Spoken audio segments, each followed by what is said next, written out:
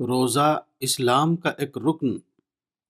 حضرت عبداللہ بن عمر سے روایت ہے کہ رسول اللہ صلی اللہ علیہ وسلم نے فرمایا، بنی الاسلام علی خمس، شہادت اللہ الہ الا اللہ وان محمدا عبدہ ورسولہ واقام الصلاۃ وایتاء الزکاۃ والحج وصوم رمضان۔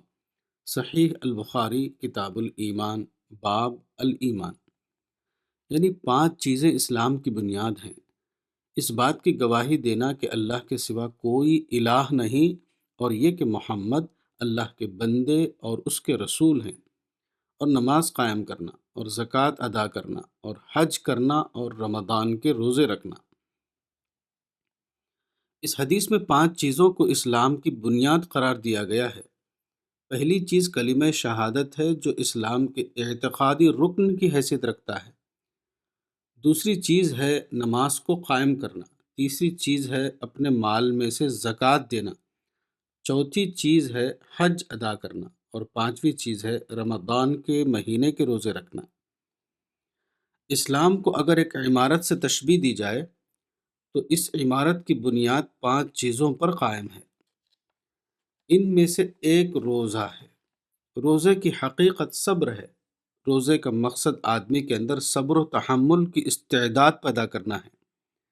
صبر اسلامی زندگی کی لازمی ضرورت ہے۔ صبر کے بغیر کوئی شخص اسلام پر قائم نہیں رہ سکتا۔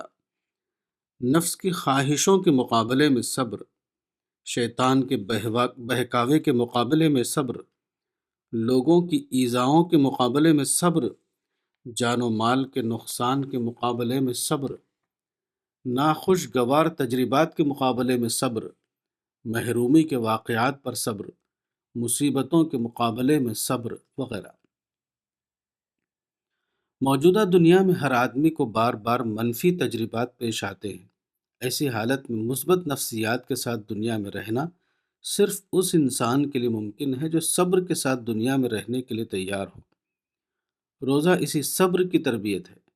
سچا روزہ آدمی کو اس قابل بناتا ہے کہ وہ ناخوشگوار واقعات سے غیر متاثر رہ کر زندگی گزارے۔ وہ منفی تجربات کے باوجود مثبت سوچ یعنی پازیٹیو تھنکنگ پر قائم رہے۔ صبر آدمی کو حوصلہ مند بناتا ہے، اور روزہ اسی قسم کی حوصلہ مندانہ زندگی کی تربیت ہے۔ کتاب صوم رمضان، مولانا وحید الدین خان، صفحہ نمبر 3۔